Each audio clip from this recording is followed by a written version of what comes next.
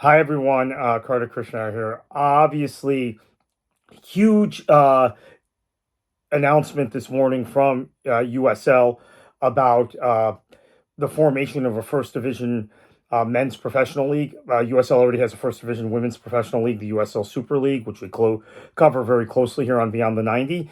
Uh, we're going to record a special podcast later tonight where we're going to get into all the permutations of this announcement.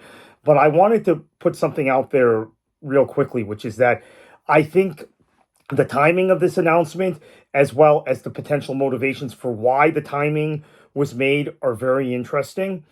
I don't know what the exact motivation is, but there are about 6 to 8 very plausible scenarios in my mind as to why this announcement was made now, why it's taking the course it is now. Obviously, Paul McDonough, the USL president, said in an interview with Paul Tenorio of The Athletic that it was because the antitrust trial ended last week.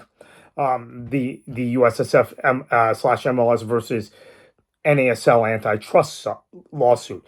Now, you could argue the judgment in that lawsuit actually hurts USL's intentions to create a new first division, although you could argue it helps them because the door is open for a qualified applicant for D1.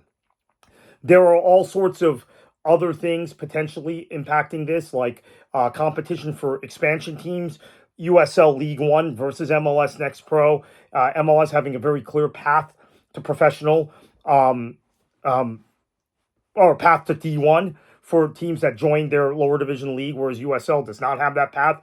You would have to eventually join MLS if you wanted to be a D1 league.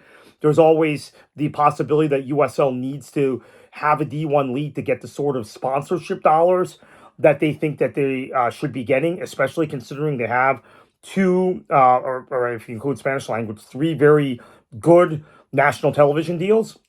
And maybe they want to get more out of those deals.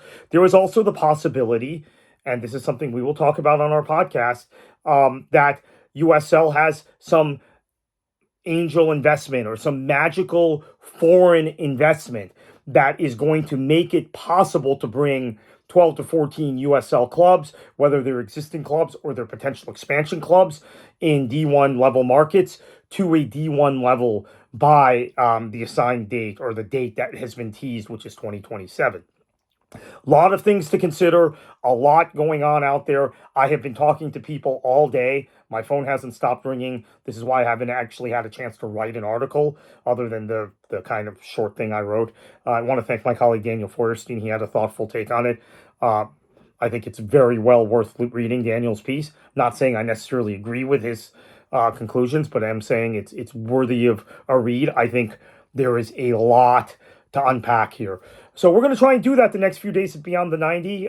We aim to be one of the top sources for non-MLS American soccer content, in addition to everything else we do. So coverage of USL, NISA, NPSL, League for Clubs, and USL Super League, of course, is a big part of what we do now, too. So continue to stay tuned. Thank you for your continued support of Beyond the 90.